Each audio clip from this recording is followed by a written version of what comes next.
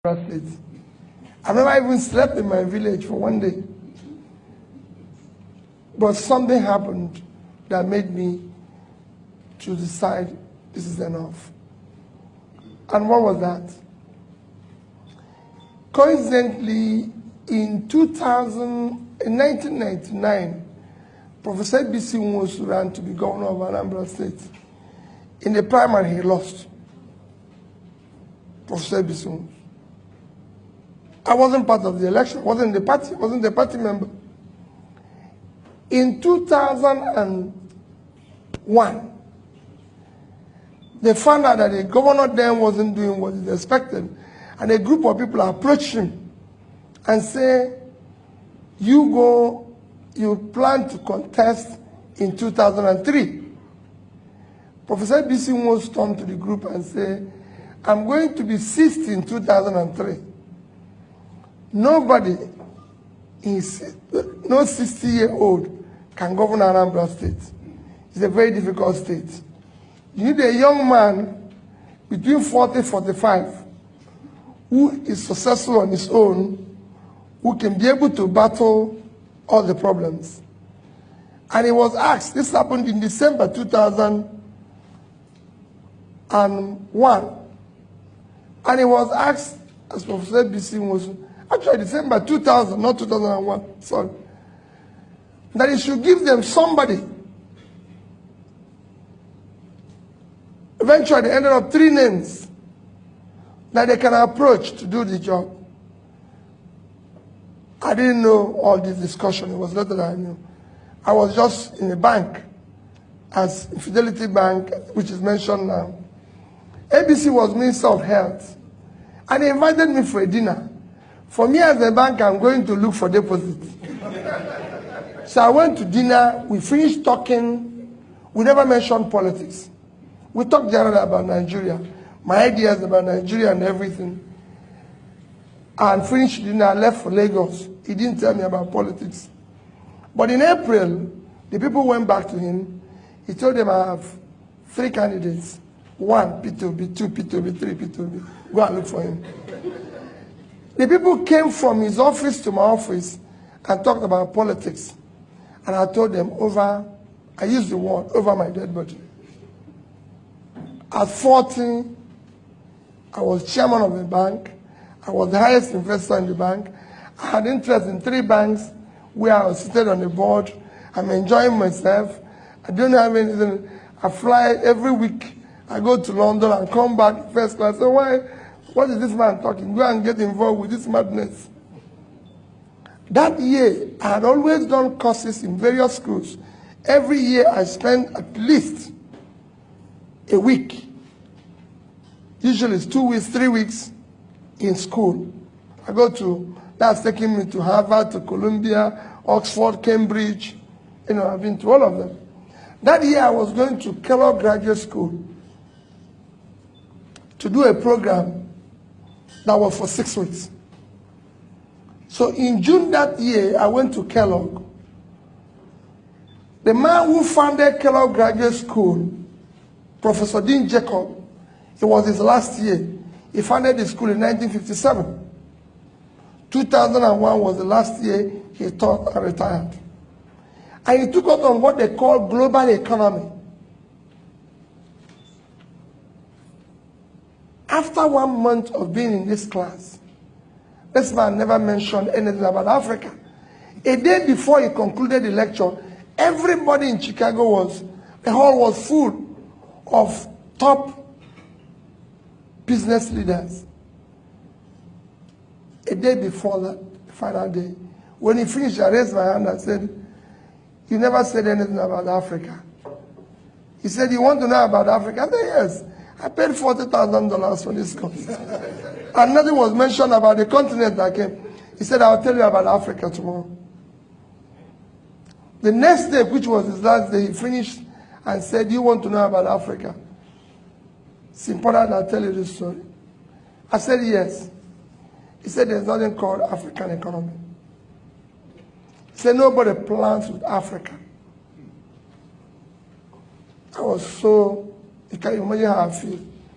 He turned to me and said, Peter, can you give me 10, 20-year plan of your country? You know, the hall was full. I was courageous enough. I said, yes. Even when I know there was not even tomorrow. Next one for 1 month. I said, yes. He said that you can only do that when you have countries. If you have America, they have 10-year plan, 20-year plan, 30-year plan. You don't see it in African countries. I said it's in my country. When I know it wasn't there. Because see, have I ever seen any car manufacturer talking about African specification? So they have European specification, Gulf specification, Asian specification, American specification. You know why? Nobody plans with Africa. Say, join me for lunch. So I joined him for lunch. After lunch, he said, let's take a walk by Lake Michigan. You know, if you know Kellogg Graduate School, it's on banks of Lake Michigan. The lake is like this, the school is like this. So they have long beach. So he said, let's take a walk in it. And we decided to take a walk. As we were starting the walk, he said to me, do you have any of your country's currency? This was 2001. The highest denomination was 100 naira. I brought it out. I gave it. He said, how much is it? I said, 100 naira. He brought out $100. He said to me, which of these two currencies do you prefer? I told him dollar. He said, why? I told him that it's 100 naira to $1. So his own is 10,000 naira. My own is 100 naira. So he said I should keep his dollar and take my naira. Took my naira. So he gave me $100 for 100 naira. After we walked a little while again, he turned around to me and said, Peter, you still have the money? I said, yes. He said, he brought it out again and said, which of these two currencies do you prefer? I told him $100. He said, why? I told him about the rate. Again. So, okay, you keep it, I'll keep your money. He said, let's sit down. We sat down. He first proved to me that it costs more to print the naira than to print the $100. Naira have multiple colors. I came back and took it on with Sanusi, and he agreed. Naira have multiple colors, but dollar is just green and white. He said to me, Peter, do you know why you believe in the dollar and you don't believe in naira? I answered him again. He said, no, it's the amount of faith you have in your country. You don't have faith in your country. It's not about it.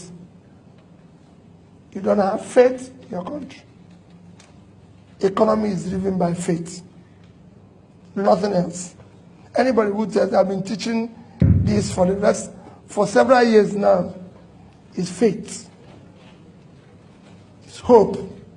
That is what those plans I'm talking to is all about. 10 years, 20 years. It's hope. Nobody's sure what is going to happen in 10 years. But countries do give their people hope.